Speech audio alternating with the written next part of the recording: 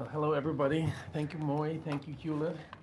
And as luck would have it, it's a social scientist that follows you. Okay, so Gordon, just to own up, he did his degree in cultural anthropology. Yeah. Did I get that right? You did that right. All right. Exactly right. But actually looking at some of the very same problems and perhaps remolding our way of thinking about ideas and communication and people and community and the web 2.0 bidirectionality. As possibly maybe ending a little bit more optimistically, there is some possibility there of expanding the discourse in such a way that some solutions to the very bleak scenario that's in front of us can be found. I start by talking about amateurs and improvisers and Charles Darwin and the context of exchange that takes place in those areas and seeing how it fits with the 2.0 world.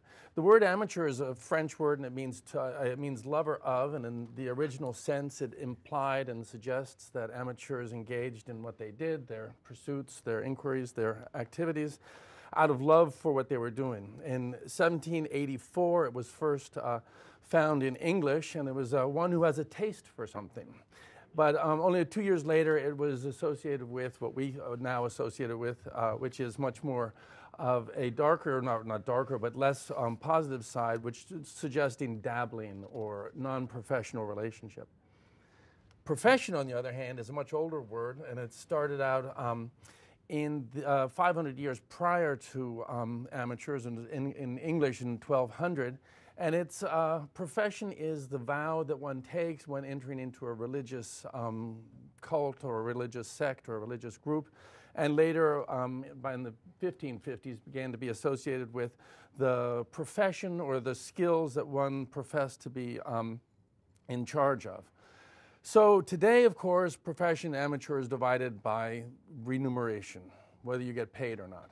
And actually, this is a reflection much more on the values of society than on the actual individual experience. It's a society that does determine things strictly in terms of whether it's worth something or not.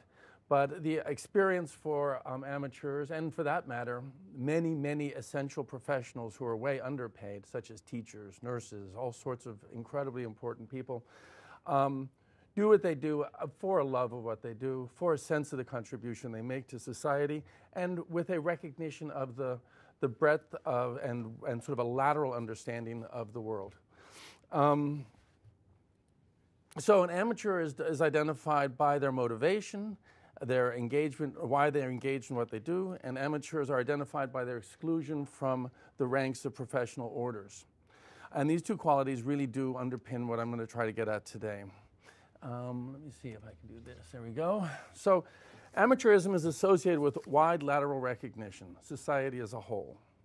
Amateurs as a group make up an open collective of thinkers, actors, enthusiasts, members to a community. Membership to the community of amateurs is by simple declaration. I am doing it. That's your way in. Entry into the club of professional gatherings is a much more closely and jealously protected award. Amateurs constitute a wide pool of engaged minds. Membership is open anywhere, including, not excluding by any means, professionals. And it is therefore a much more open, heterogeneous conversation that takes place within the world of amateurism.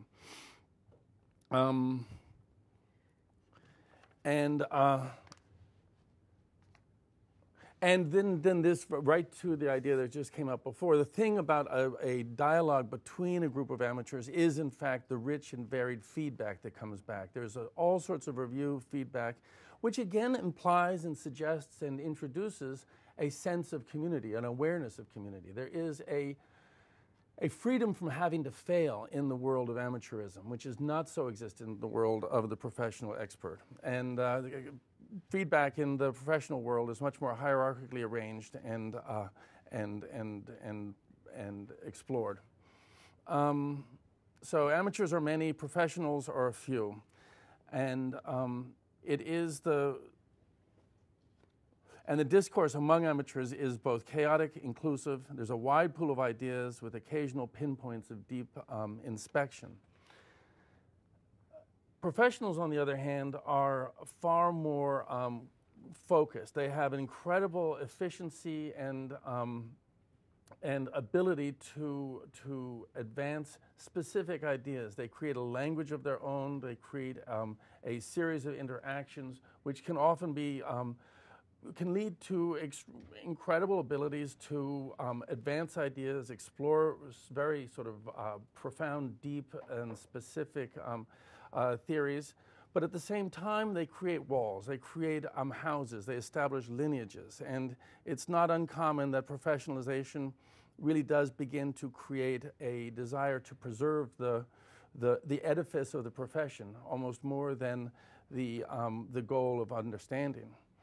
The amateur's approach to issues in an open and unrestricted way they can propose interpretations that have not evolved from the canon of received wisdom, and they do not have a stake in preserving the status quo.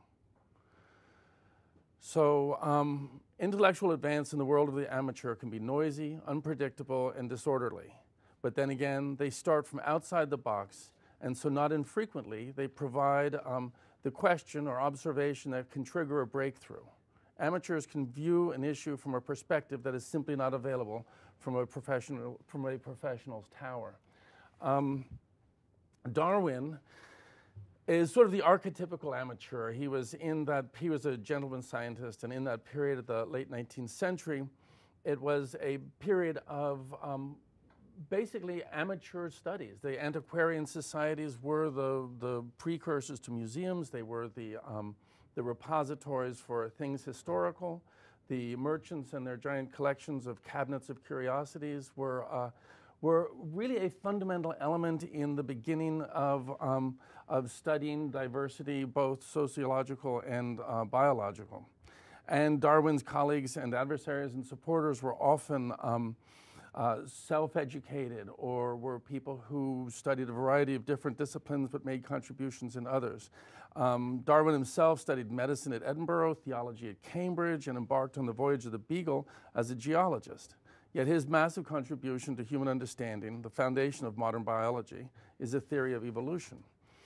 So I bring him in to highlight an example, and also because it was recommended, the role of the amateur and the nature of the paradigm shifts that can take place when one is not starting from within a box, but very, very seriously, for the love of it, pursuing ideas and exploring possibilities from outside the box and from a standpoint that doesn't begin with a set of presumptions.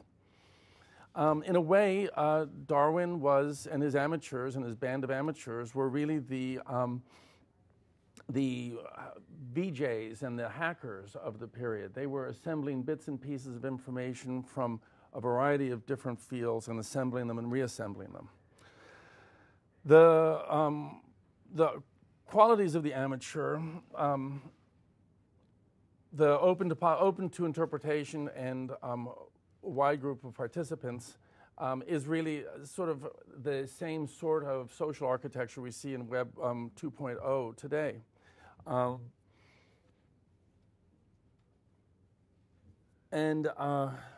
Sorry, I'm just lost my place here.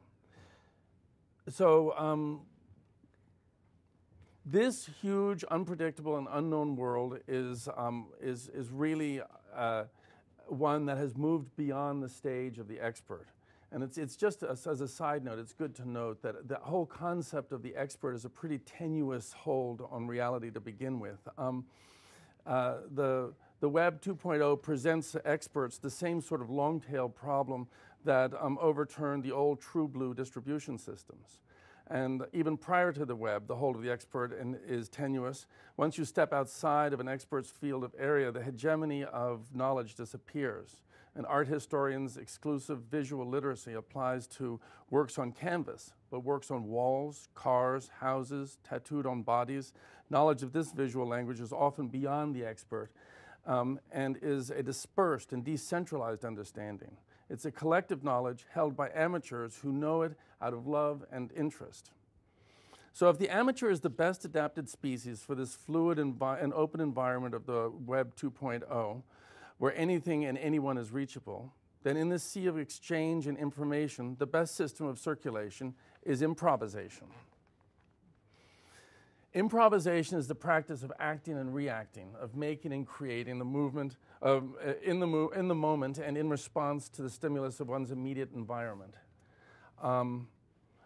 Improvisation requires a few conditions that also exist in the web and the Web 2.0 world that we're talking about. It requires a shared sense of responsibility to the community, an ability to navigate differences, a sense of freedom from failure.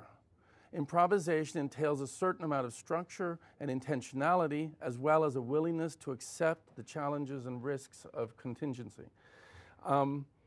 There are two theoreticians that are working from the critical music realm and have advanced a very interesting line of study, Ajay Hebel and George Lewis. And they recognize that improvisation can be a model for new ways of understanding. A group of people may have never met, who know very little about one another, may not even speak the same language, but yet they can create inspired music. What makes this work, and what does it tell us? It seems more and more improvisation is the way the planet works. We should be studying it quite closely. So between the open world of the amateur and the system of navigating through that world as a improviser, we have the conditions of information, knowledge exchange that's taking place in the 2.0 world. It's a collective of active minds engaged in projects they love, working with unconstrained possibilities of limitless interaction and exchange. The language is the language of improvisation. And by acknowledging the intelligence of the chaotic, unpredictable collective, we open the door to possibilities not available from within the professional study. Indeed, it's thinking about it this way, it's really revealing to view history itself as a collective improvisation rather than as a string of ideas and events. This perspective is perhaps one of the best ways to drive a nail in the coffin of the great man, great idea, string of sequences perception of history, but to recognize it instead really as a collective improvisational engagement. And it also helps us understand that, you know, when Darwin came up with the concept of natural selection and evolution, so did Wallace. There were others. It was in the air. There is so much that's in the air at any one time. And in recognizing that, in empowering that, and engaging that, in fact, is one of the great hopes and opportunities that the 2.0 bidirectional web offers us. We really are on the threshold of exceptional changes to the way we approach and understand the world. Paradigm shifts of the magnitude of the theory of evolution are in the ether. We need to be open to them, and we better hurry up. So let's talk a little bit, I have a few minutes left, about an example of how this sort of open exchange, the connection between diverse and very different bodies of knowledge that's possible within the world of the amateur. You know, one of the examples I thought of I didn't use, but what is the deal with karaoke? It is a place where people go in and they are definitely not professionals, but they have this open relationship without a sense of failure and a commitment to the community of the room. And it becomes a social space that is based on the fact that they can make a contribution to the music that is neither refined or profoundly researched, but at the same time is openly shared and communicated. So what I'd like to do is move into the project in Brazil, which it's no coincidence that we're coming from Brazil is perhaps one of the best, most concrete examples of the use of digital technology for what I would call an evolutionary impact. Brazil's been a harbinger and a contrarian for a long time. It's bucked traditions in many, many different ways. It was really the first to institute wide use of biofuels, and for the past 40 years it's been working it. And today, 30% of all the cars in Brazil run on bioethanol, and the other 70% are using 30% ethanol mixed with their gasoline. In pharmaceuticals, Brazil has broken the barrier in many ways by walking right in and starting to develop and distribute generic drugs and basically saying, so sue me, when the issues get pushed. And drug prices in Brazil have dropped by 40%, and the trend, as they say, is unstoppable, according to the director of the largest drugstore in Brazil. And Brazil's relationship with digital technology really reflects the same sort of maverick and absolutely improvisational approach to the new technology. Under the leadership of Brazil's Minister of Culture, Gilberto Gil, and under the directorship of Claudio Prado, Brazil's Minister of Digital Culture, I think it's the only place that has one, over the past 5 years and $8 million, the ministry has identified and supported 650 different cultural hotspots. A cultural hotspot is a location where ideas move back and forth, and it can be a coffee shop in a favela, it can be the shaman's hut in an Indian village, it can be an after-school program brilliantly run in the high school. It can even be a cultural institution designed to do that. But the idea hotspot needs to be identified and found, and it is a place where things move back and forth and do so on a regular basis. They've identified 650 of these and have provided funding to, thank you, to these. They've also moved forward with the digital component and digitized over 100 of them. Now, what do they do by digitizing it? They send in a SWAT team. First of all, they recycle computers. They collect computers, gather them in central places. A group of young people get together, reassemble them, reprogram them, paint them with incredible graffiti, and then a SWAT team will go to a hotspot, and what they are primarily looking for are marginalized, pre-literate communities, because Gilles' great idea, and he's really serious about this, is widening the discourse. And the intention here is to use digital technology to break down the Gutenberg Dam that's been erected, where if it's not written, it's not worth knowing. And this is absolutely, as we all know, we've all had, grandmas and neighbors and friends and others who have incredible senses of how things can work, should work, how people can communicate, and how scores of solutions are available.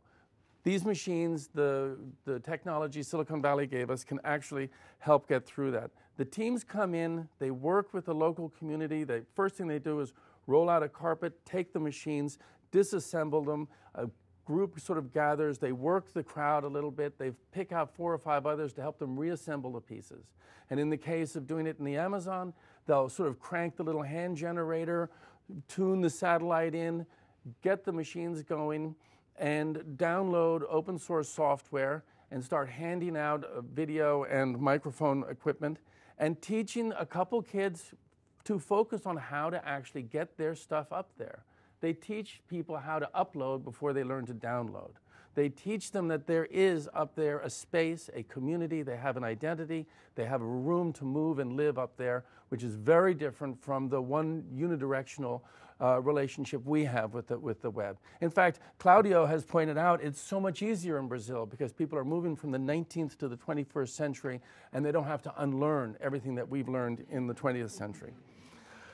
So, the results of this is a huge shot of self-esteem, also a huge sense of community, fantastic amounts of interconnection. I mean, literally, Native American communities in one section of the Amazon are communicating and connecting with others in another section that haven't been in touch with each other for thousands of years, but share tremendous numbers of similarities. Likewise, some of these same little villages are connecting directly with consumers who will buy their baskets for $5, $10 a piece, as opposed to the guy that used to come in and get a whole truckload in return for a stolen bag of USAID flour.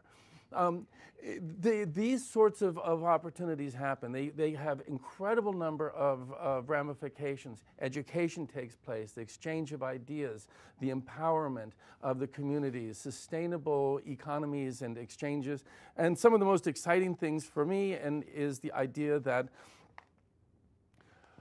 perspectives, possible solutions, examinations, angles of inquiry into the issues that face us today are provided from points of view that really reflect what I started with, the idea of the amateur, out of the box. And it is astounding to go to the website and look at some of these people born and raised in the heart of the Amazon talking about the relationship with the medicines they pull out of the jungle there, and issues of patent infringement and copyright. And first of all, they do understand it. They explain what's going on, and then they say, but is this not totally insane? I mean, how is it possible anybody could even think they could own this? But they definitely understand it, and they know how to go about it, and they know who to talk to. Creative Commons has been greatly involved in this, and many others. So this is a model that exists in Brazil. It's been there for 5 years. There's been great investment. There's real systems. There's real processes. And Gil, at this point, is very concerned. When Lula finishes his terms, which is about another 4 years, a new government could come in, and this entire program could go. So working with me, we've begun to create the very rudiments of a NGO, a 501c3 based here in California, to take these programs, these systems. We're looking to explore a pilot program with the migrant community in the Central Valley, take a pilot program and develop it in Central Asia, where we've been doing some work in the past, and put a pilot program perhaps in India and in Africa. A couple of these pilot programs to show over the next year or two how they work, track closely the impact, have them connected to each other so it becomes a global network, and move ideally, hopefully, so that by the time Lula steps out of the presidency in Brazil, there will be a solid, non-governmental agency that exists here that is well-funded to move this incredible amount of work, this research, these systems and processes forward. And from my point and my hope, to find that way some of the solutions we so desperately need. So I think I'll leave it there. With technology, a wide global community, and deep human values, we may just get over this hump, the hump that sort of greed and power has gotten us into. Oh, I thought it was curiosity. Okay.